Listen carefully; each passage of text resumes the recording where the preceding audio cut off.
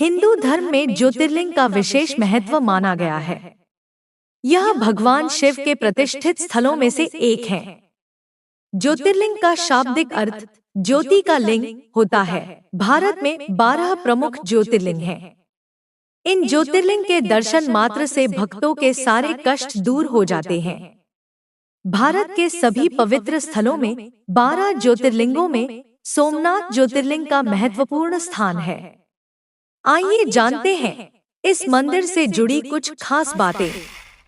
यह ज्योतिर्लिंग गुजरात के सौराष्ट्र क्षेत्र के वेरावल बंदरगाह में स्थित है। यह भारत के 12 ज्योतिर्लिंगों में से प्रथम ज्योतिर्लिंग है। इसकी महिमा महाभारत, श्रीमद् भागवत, स्कंद पुराण और ऋग्वेद में वर्णित है। सोमनाथ मंदिर असंख्य भक्तों की आस्था का केंद्र है। सोमनाथ मंदिर के बारे में पौराणिक मान्यता है कि इसका निर्माण स्वयं चंद्रदेव ने किया था। इसका उल्लेख ऋग्वेद में है।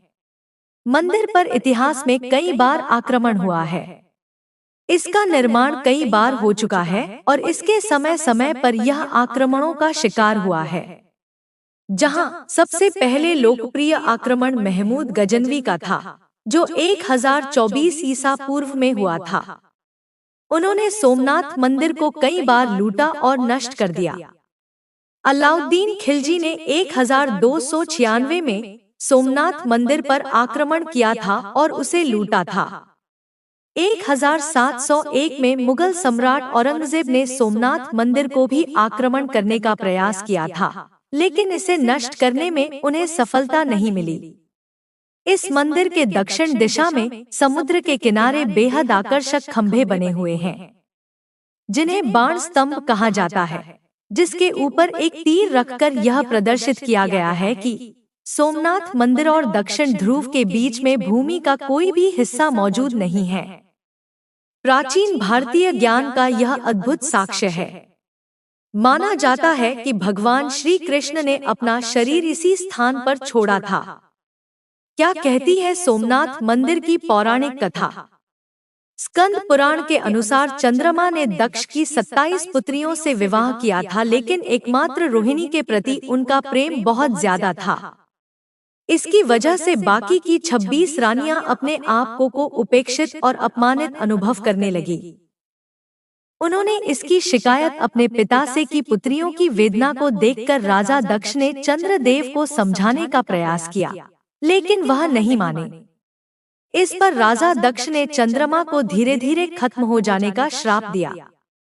इस श्राप से मुक्ति पाने के लिए चंद्रमा ने ब्रह्मदेव के कहने पर प्रभास क्षेत्र भगवान शिव की घोर तपस्या की। चंद्रदेव ने शिवलिंग की स्थापना कर उनकी पूजा की। चंद्रमा की कठोर तपस्या से खुश होकर भगवान शिव से उन्हें श्राप मुक्त करते हुए अमरता का वरदान दिया। इस श्राप और वरदान की वजह से ही चंद्रमा 15 दिन बढ़ता और 15 दिन घटता रहता है। कहा जाता है कि श्राप में मुक्ति के बाद चंद्रमा ने भगवान शिव से उनके बनाए शिवलिंग में रहने की प्रार्थना की और तभी से इस शिवलिंग को सोमनाथ ज्योतिर्लिंग में पूजा जाने लगा। माना जाता है कि सोमेश्वर ज्योतिर्लिंग के दर्शन और पूजा से सब पापों से मुक्ति की प्राप्ति हो जाती है। इस स्थान को प्रभास पट्टन के नाम से भी जाना जाता है। कैसी लगी आपको ये जानकारी? जरूर बताएं। लाइक, शेयर एंड सब्सक्राइब करें।